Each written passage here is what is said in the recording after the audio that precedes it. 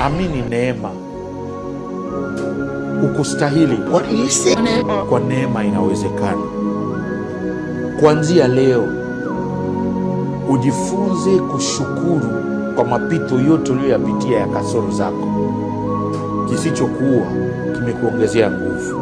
Ulikuwa mwizi, ulikuwa malaya, msherati, mwongo, ulikuwa jambazi, ulikuwa katili, ulikuwa na hujumu uchumi, ulikuwa unasambaratisha watu, lakini leo ni mwanzo mpya.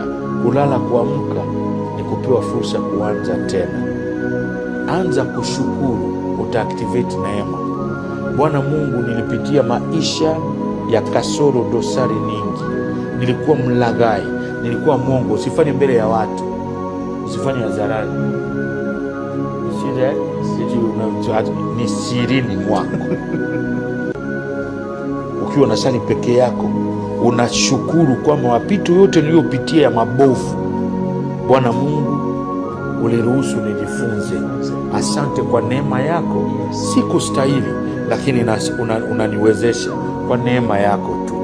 Ukitambua neema, unaamsha matumaini yaliyothabiti, kwani Bwana Mungu akuhukumu kwa pasti yako.